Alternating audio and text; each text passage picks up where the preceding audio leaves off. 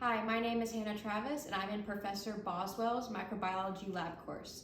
Today I will be explaining the difference between gram-positive and gram-negative cell walls, as well as the procedures for performing a gram stain and how a gram stain can help medical professionals identify bacterial infections. Gram-positive cell walls have a thick layer of peptidoglycan and contain chemicals called teichoic acids and lipoteichoic acids. Following a gram stain, gram-positive cell walls will appear purple under a microscope. Gram-negative cell walls have a thin layer of peptidoglycan with an outer membrane that contains phospholipids, proteins, and lipopolysaccharides. Following a gram stain, gram-negative cell walls will appear pink. Although gram-positive cell walls contain a thick layer of peptidoglycan, gram-negative cell walls are stronger and more resistant because of their outer membrane. Now I will be explaining the procedures for performing a gram stain.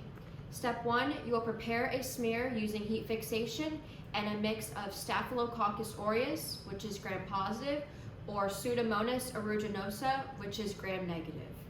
Step 2, you will apply the primary stain, which is crystal violet. Crystal violet will stain all cells purple and it is a basic dye. Let that stand for 1 minute and then rinse with water. Step 3, you will apply the mordant, which is an iodine solution, and it forms an insoluble complex with the primary stain, allowing it to anchor into the cell walls. Let that stand for 1 minute, then rinse, and all cells should still be purple. Step 4, you will drip decolorizer across the slide for 2 to 3 seconds and then immediately rinse with water.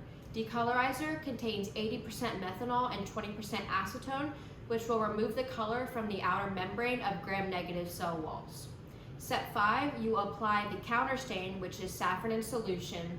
Let that stand for 1 minute and then rinse with water. This will turn the gram-negative cells pink. Step 6, once you completely rinse the saffron in solution from the previous step, blot the slide dry and observe under a microscope using immersion oil. The gram-positive cocci will appear purple and the gram-negative bacillus should appear pink. Here is an illustration of what the purple gram-positive cocci should appear as after a gram stain under the microscope and what the pink gram-negative bacillus should appear as after the gram stain under a microscope.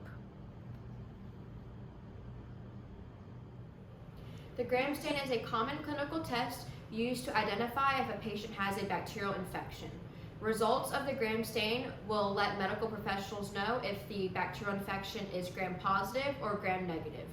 If the results show gram-negative, the infection is tough and will need a strong treatment to help fight the outer membrane of the gram-negative cell wall.